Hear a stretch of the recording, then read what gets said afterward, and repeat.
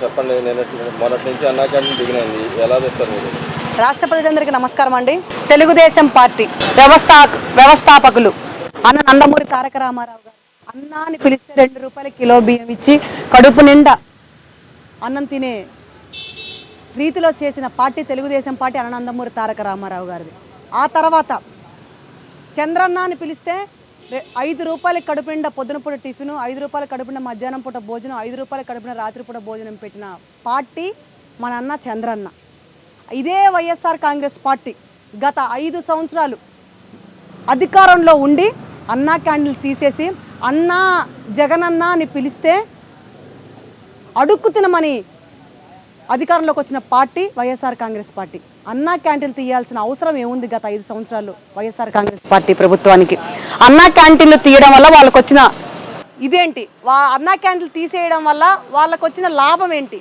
అన్నా క్యాంటీన్లు ఉండడం వల్ల వాళ్ళకు పోయే నష్టం ఏంటి? జగన్మోహన్ రెడ్డి అనేవాడు దౌర్భాగ్యుడు. ఆయన పంచపక్ష పరవాన్నాల్లో ఏసీ కింద కూర్చొని పబ్జీలు ఆడుకుంటూ చక్కగా టీవీ చూస్తూ విశాలమైన జీవితాన్ని గడుపుతూ పంచపక్ష పర్వాలతో ఆయన కుటుంబం భోజనం చేయొచ్చు.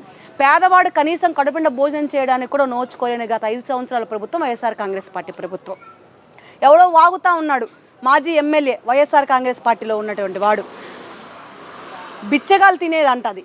అంటే బిచ్చగాళ్ళు అనే మాట ఎందుకు వస్తూ ఉంది? అసలు నువ్వు ఎమ్మెల్యే ఏమన్నా? నిజంగా నిన్ను ఒక ఎమ్మెల్యేగా ఎంచుకొని 5 సంవత్సరాలు నిన్ను అధికారంలోకి ఉంచినందుకు నువ్వు బిచ్చగాళ్ళని పోలుస్తూ ఉన్నావు. ఎవడైనా పట్టెడు అన్నం కోసమే ప్రతిరోజు కూడా పని చేయడమే, పట్టెడు అన్నం కోసమే ఈరోజు బ్రతికుంటా ఉన్నాం. ఈరోజు ఏ పని చేసినా, ఎన్ని దౌర్జన్యాలు చేసినా, ఎన్ని రౌడీజాలు చేసినా, ఎన్ని రాజకీయాలు ఎలగబెట్టినా సరే నీ జగన్మోహన్ రెడ్డితో సహా పట్టెడు అన్నం కోసమే. పోయేటప్పుడు ఏమీ తీసుకెళ్ళడు. ఇదే నీ జగన్మోహన్ రెడ్డి కొన్ని కోట్ల రూపాయలు సంపాదించాడు, పోయేటప్పుడు తగలేసుకొని పోతాడా? వాడితోనే కాల్ చేస్తారా జగన్మోహన్ రెడ్డిని? వాడితోనే పూర్తి చేస్తారా?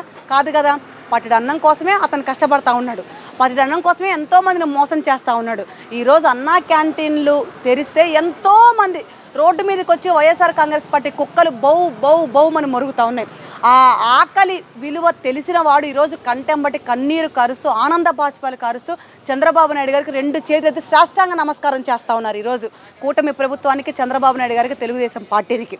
అన్నా క్యాంటీన్లో భోజనం ఎంతోమంది రోడ్డు మీద ఉండేవాళ్ళు, పేదవాళ్ళు, భవన నిర్మాణ రంగ కార్మికులు, రోజు పనికెళ్ళే వాళ్ళు, ఆటో తోలుకునే వాళ్ళు, రిక్షా నడుపుకునే వాళ్ళు, పనులకు వెళ్ళే వాళ్ళు, చిన్న చిన్న వ్యాపారం చేసుకునే వాళ్ళు, ఆడబిడ్డలు ముఖ్యంగా ఎక్కడికన్నా బయటికి వెళ్ళి వస్తా ఇంటికెళ్ళి వండుకోలేని పరిస్థితిలో, నీరసంగా ఉన్న పరిస్థితుల్లో 5 రూపాయలకి భోజనం చేసి కడుపు నిండా భోజనం చేసి అన్నదాత సుఖీభవాన్ని దీవించిన రోజులు ఆనాడు తెలుగుదేశం పార్టీ, ఈరోజు కూటమి ప్రభుత్వం, చంద్రబాబు నాయుడు గారి ప్రభుత్వం.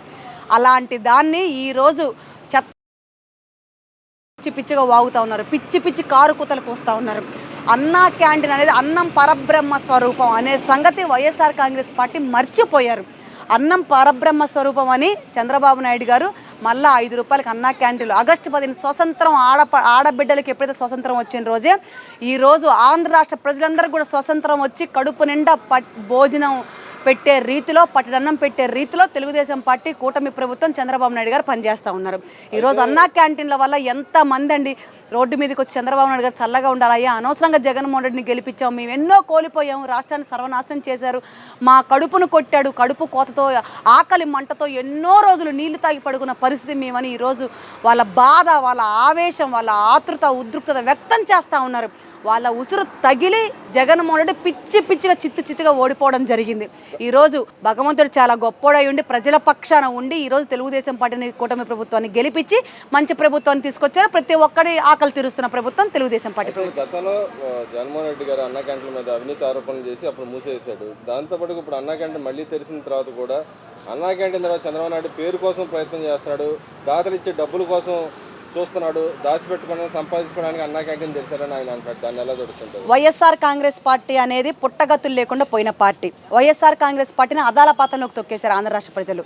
రానున్న రోజుల్లో ఇదే జగన్మోహన్ రెడ్డి శాడిస్ట్ సైకోయిజంగా ప్రవర్తిస్తే, ఇలాగే పిచ్చి కూతలు, కారు కూతలు, పిచ్చ కూతలు కూస్తే, చంద్రబాబు నాయుడు గారి గురించి తప్పుడు ప్రచారం చేసిన, తప్పుడు మాటలు మాట్లాడిన, తప్పుడు రాతలు రాసిన, తప్పుడు స్క్రోల్ చేసిన, తప్పుడు వీడియోలు పెట్టిన, సోషల్ మీడియాలో పిచ్చిగా చంద్రబాబు నాయుడు గారి గురించి ప్రవర్తించిన అదాలపతలోకి తొక్కబడతాడు ఈ జగన్మోహన్ రెడ్డి. సర్వనాశనం అయిపోతాడు ఈ జగన్మోహన్ రెడ్డి. ముఖ్యంగా పురుగులు పడిపోతాడు ఈ జగన్మోహన్ రెడ్డి. పట్టెడు అన్నం పెడితే ఈరోజు పేరు కోసం పెడతా ఉన్నారని చెప్తా ఉన్నారు. దాతలు ఇచ్చే డబ్బుల కోసం ఎదురు చూస్తున్న చంద్రబాబు నాయుడు గారు అని చెప్తా ఉన్నారు. సిగ్గుశరం ఉందా జగన్మోహన్ రెడ్డి? అన్నం పెడితే పేరు కోసం పెడతారా, పుణ్యం కోసం పెడతారా? ఆంధ్ర రాష్ట్ర ప్రజలు రెక్కాడితేనే కానీ డొక్కాడని పరిస్థితిలో ఉన్నటువంటి ప్రజలు నీ దెబ్బకి 5 సంవత్సరాలు నువ్వు పరిపాలించడం వల్ల ఎంతోమంది పనులు లేక, వ్యాపారాలు లేక, ఉద్యోగాలు లేక, చిన్న చిన్న వ్యాపారస్తులకు కూడా వ్యాపారాలు లేక ఎంతోమంది అరో లక్షణాన్ని ఏడుస్తున్న టైంలో కడుపు నిండా భోజనం పెట్టడానికి శ్రీకారం చుట్టాడు చంద్రబాబు నాయుడు గారు అన్నా క్యాంటీన్. ఈ అన్నా క్యాంటీన్ అనేది చాలా మంచి శుభపరిణామం. ఆంధ్ర రాష్ట్ర ప్రజలకి చాలా మేలు జరిగే పథకం ఇది. ఆంధ్ర రాష్ట్ర ప్రజలకి కడుపు నిండా అన్నం దొరికే పథకం ఇది. ఇంతకన్నా ఏం కావాలి రాష్ట్ర ప్రజలకి? మంచి పరిపాలన, కడుపు నిండా అన్నం దొరికే పరిపాలన, ముఖ్యంగా మనుషుల్లా చూసే పరిపాలన కావాలని కోరుకున్నారు. కాబట్టి ఈరోజు కూటమి ప్రభుత్వాన్ని ఎంచుకున్నారు. మీలాగా తాలిబాన్ల ప్రభుత్వాన్ని ఎంచుకొని 5 సంవత్సరాలు ప్రజలు అరో లక్షణాన్ని ఏడ్చారు. ప్రజల్లా చూడకుండా ఏదో అడుక్కు తినే వాళ్ళలాగా చిన్న చూపుగా, చులకన భావంతో హేళనగా చూశారు. రెడ్లకు మాత్రమే ప్రాధాన్యత ఇచ్చి డబ్బున్నోళ్ళకి మాత్రమే అధికారాన్ని చేజిక్కించుకొని డబ్బున్నోళ్ళకి మాత్రమే ప్రిఫరెన్స్ ఇచ్చిన పార్టీ వైఎస్ఆర్ కాంగ్రెస్ పార్టీ. కానీ ఈరోజు తెలుగుదేశం పార్టీ, ముఖ్యంగా కూటమి ప్రభుత్వం ప్రజల పక్షానే, ప్రజల కోసమే, ముఖ్యంగా అణగారిన వర్గాల కోసమే ఈరోజు పనిచేస్తూ ఉంది. యువత కోసమే పనిచేస్తూ ఉంది. ముఖ్యంగా రోడ్డు మీద ఉండే ఎంతోమంది ఆకలి బాధను తీర్చడానికి ఈరోజు కూటమి ప్రభుత్వం అన్నా క్యాంటీన్లు ఏర్పాటు చేసింది. కాబట్టి ఈ అన్నా క్యాంటీన్ల గురించి తప్పుడు కూతలు కూస్తే పురుగులు పడిపోతారని హెచ్చరిస్తూ ఉన్నాను. మీరు రాజకీయం చేయాలనుకుంటే మీరు ఇంకా దేని గురించి అయినా మాట్లాడుకోండి. మీకు రాజకీయమే ముఖ్యం, రాజకీయ లబ్ధి కోసమే చంద్రబాబు నాయుడు గారిని టార్గెట్ చేయాలని చూస్తే, కూటమి ప్రభుత్వాన్ని టార్గెట్ చేయాలని చూస్తే ఇంకా దేని మీదైనా చూసుకోండి. అన్నా క్యాంటీన్ల మీద నోరు తెరిస్తే నాలుగు కోసి రోడ్డు మీద బట్టలు తీసి తిప్పి మరి కొడతామని, ఆడబిడ్డల మేమే కొడతామని హెచ్చరిస్తా ఉన్నాను. అలాగే ఏదైతే పవన్ కళ్యాణ్ గారు అడిగినట్టు డొక్కా సీతమ్మ గారి పేరు పెట్టారు ఈ అన్నదాన కార్యక్రమం, దాన్ని ఎలా చూస్తారు? కూటమి ప్రభుత్వం ఒక్కొక్క పథకంలో ఒక్కొక్క వేరియేషన్ చూపించుకుంటా ఏదైతే స్వాతంత్ర సమయంలో సంస్థానం ఇస్తా పోతా ఉందో దాన్ని ఎలా చూస్తారు? ప్రజాస్వామ్యం అంటే అదేనండి. ప్రజల పక్షాన పోరాటం చేసేదే ప్రజాస్వామ్యము. ప్రజాస్వామ్యంలో ఈరోజు ఆంధ్ర రాష్ట్ర ప్రజలు బ్రతుకుతూ ఉన్నారు. ఈరోజు మంచి ప్రభుత్వాన్ని ఎంచుకున్నారు. కాబట్టి ఈరోజు ప్రజాస్వామ్యం రీతిలోనే ప్రతి ఒక్కరు ఎవరైతే మన భారత మాత కోసం, భారత నేల కోసం, మన గడ్డ కోసం ఎవరైతే ప్రాణాలు అర్పించారో ఎంతోమంది, ఈరోజు డొక్కా సీతమ్మ అనే ఆవిడ ఎంతోమందికి ఆమె తినని పక్షాన కూడా ఆమె నోటు కార్డు కూడా తీసి ఎదుటోళ్ళకి పెట్టిన మహాతల్లి ఆవిడ. అలాంటి ఆవిడ పేరు పెట్టడం చాలా ఆనందకరం, సంతోషకరం, శుభ పరిణామం. నిజంగా పవన్ కళ్యాణ్ గారికి ఆడబిడ్డలంటే ఎంత ప్రేమ, ఆప్యాయత, గౌరవం ఈరోజు తెలిసింది. చంద్రబాబు నాయుడు గారికి, ముఖ్యంగా పవన్ కళ్యాణ్ గారికి ఒక ఆంధ్ర రాష్ట్ర ఆడపడుచుగా చేతులెత్తి పాదాభివందనం తెలియజేస్తా ఉన్నాను. ఇలాంటి నాయకుల్ని ఎక్కడైనా చూస్తామండి. పవన్ కళ్యాణ్ కానివ్వండి, చంద్రబాబు నాయుడు గారు కానివ్వండి, లోకేష్ గారిని కానివ్వండి, కష్టం ఎక్కడుంటే అక్కడ ఉంటా ఉన్నారు. ఈరోజు బాధ ఎక్కడుందంటే అక్కడ కన్నీళ్లు తూరుస్తూ ఉన్నారు. ఈరోజు కష్టాన్ని కూడా చాలా ఇష్టంగా చేస్తున్న నాయకులు ఈ ముగ్గురు కూటమి ప్రభుత్వ నాయకులు. ఇలాంటి నాయకుల్ని పట్టుకొని పిచ్చి కూతలు, కారు కూతలు కూస్తూ ఉన్నారు. ఇలాంటి కూతలు కూస్తే మీరు మళ్ళీ అధికారంలోకి వస్తారని మీరు భ్రమపడతా ఉన్నారేమో బహుశా. కానీ అలాంటివి ఏమీ జరగవని, అలాంటి పప్పులేమి ఉడకవని ఆంధ్ర రాష్ట్ర ప్రజలు ఏదైతే వైఎస్ఆర్ కాంగ్రెస్ పార్టీని తొక్కి పడేసిందో ఈ జగన్మోహన్ రెడ్డిని కూడా నామరూపాలు లేకుండా తొక్కి పడేస్తని తెలియజేస్తా ఉన్నాను. ఎక్కడ పడితే అక్కడ పారిపోవడానికి, కేసులోంచి తప్పించుకోవడానికి విదేశాల ప్రయాణం చేస్తా ఉన్నారు. అవినాష్ అంటున్నాడు కదా, నేను పారిపోలేదు, నేను దమ్మున్న నాయకుని కాబట్టి ఏడే ఉన్నా అంటారు. దాన్ని ఎలా చూస్తారు? దమ్మున్నోడైతే కోర్టు ఎప్పుడైతే ఆదేశాలు ఇచ్చిందో అతను ఏమీ చేయకూడదు, కొన్ని రోజులు సమయం ఇచ్చిందో అప్పుడే ఎందుకు పారిపోవాలి? అప్పుడే ఎందుకు ఉటావుటిగా రాత్రి పారిపోయే పరిస్థితి వచ్చింది? హైదరాబాద్లో ఎందుకు ఎయిర్పోర్ట్లో వెళ్ళిపోవాలనుకున్నాడు? అంటే దొరికితే ఒక మాట, దొరకకపోతే ఇంకో మాట. దొరికితే దొంగ, దొరకకపోతే దొర. ఈ వైఎస్ఆర్ కాంగ్రెస్ పార్టీ చెత్తన కొడుకులు ఎమ్మెల్యేగా ఉన్న ప్రతి ఒక్క నా కొడుకులు అందరూ ఇంతేనండి. అబద్ధాలు, నోరు తెరిస్తే అబద్ధాల పుట్ట, నోరు తెరిస్తే అబద్ధాల మాటలు, నోరు తెరిస్తే ఎక్కడ పడితే అక్కడ ఏమైపోతారో నామరూపాలు లేకుండా పోతారు. కానీ వీళ్ళైతే పిచ్చి మాటలు మాట్లాడడం వల్లే ఈరోజు ఆ పార్టీయే భూస్థాపితం అయిపోయింది. ఈ నాయకుల్ని కూడా భూస్థాపితం చేసే రోజు దగ్గరలో ఉంది. ప్రతి ఒక్కటి చిట్ట బయటపడతా ఉంది. ఈరోజు దువ్వాడ కానివ్వండి, ఈ చావంతి కానివ్వండి, గంట అరగంట కానివ్వండి, పార్లమెంటు సభ్యులు కానివ్వండి, ప్రతి ఒక్కరు కూడా చేసింది. ముఖ్యంగా ఈ జోగి రమేష్, తాగుబోతు రమేష్ కొడుకు ఎంత అవినీతి చేశాడండి. అగ్రిగోల్డ్ సంస్థ సంబంధించిన ఆస్తుల పేర్లు మార్పిడి చేసుకొని ఎవడికో అమ్మేస్తాడు. ఎవడబ్బ సొమ్ము? ఈడమ్మ మొగుడి సొమ్మ, ఈడమ్మ మొగుడి జాగిరా. కానీ అంతకుముందు ఆయన జోగి రమేష్ గారు అంటారు వాడే అవినీతి చేయలేదు, నేను అవినీతి పాల్పడలేదు అంటాడు. కానీ నిన్న నిజమే అమ్ముతుంటే మావాడు కొన్నాడు తీసుకున్నాడు అని చెప్పి నేనే చెప్తున్నాడు. దాన్ని ఎలా చూడొచ్చు? దీన్ని బట్టే చూడొచ్చండి. మీకు ఇప్పుడే చెప్పాను, నోరు తెరిస్తే అబద్ధాల మాటలు మాట్లాడి అధికారంలోకి వచ్చారు. అధికారంలోకి వచ్చి 5 సంవత్సరాలు ప్రజలు వీళ్ళ మొత్తం కనిపెట్టారు కాబట్టి చిత్తుగా ఓడించారు. అయినా మరలా ఇప్పుడు కూడా అబద్ధాలు చెప్తా ఉన్నారు. కొన్ని కోట్ల రూపాయల ఆస్తులు దోచేస్తే అగ్రిగోల్డ్ సమస్యకు సంబంధించిన ఎంతో మంది బాధితులు అరో లక్షణాన్ని ఏడుస్తూ ఉన్నారు. ఈరోజు వాళ్ళ పరిస్థితి ఏం కావాలి? ఎవడబ్బా సొమ్ము, ఎవడు అమ్మ మొగుడు జాగిరి, ఎవడు ఆస్తులు, ఎవడు భూ కబ్జాలు చేస్తాడు, ఎవడు స్కాములు చేస్తాడు. ఒకరోజు ఒక మాట మాట్లాడతాడు, కొడుకేమో మేము కొనేసామంటాడు, తండ్రేమో మేము కొనలేదంటాడు, తండ్రేమో అసలు మాకే సంబంధం లేదంటాడు, మళ్ళీ తర్వాతనేమో మేము కొన్నామని చెప్తాడు. ఎవడు మాటలు నమ్మాలి? అంటే ప్రెస్ అనుకుంటా ఉన్నారా, ఈరోజు సమాజం అనుకుంటా ఉన్నారా, ప్రజాస్వామ్యం అనుకుంటా ఉన్నారా, లేకపోతే చీకటి ప్రభుత్వం అనుకుంటా ఉన్నారా, చీకటి రాజ్యం అనుకుంటా ఉన్నారా? ఏం మాట్లాడుతూ ఉన్నారు వీళ్ళు? అధికారంలో ఉన్నప్పుడు వీళ్ళు ఏది మాట్లాడినా చెల్లుబాటు అయిపోయింది. ఇప్పుడు అధికారంలో లేకుండా చిత్తుగా ఓడిపోయిన పార్టీలో ఉండి కూడా చిత్తుగా మాట్లాడితే పిచ్చిగా పిచ్చకూతలకు వస్తూ ఉంటే ఎవరు నమ్ముతారు? ఆంధ్ర రాష్ట్ర ప్రజలు నమ్మడానికి సిద్ధంగా ఉన్నారా?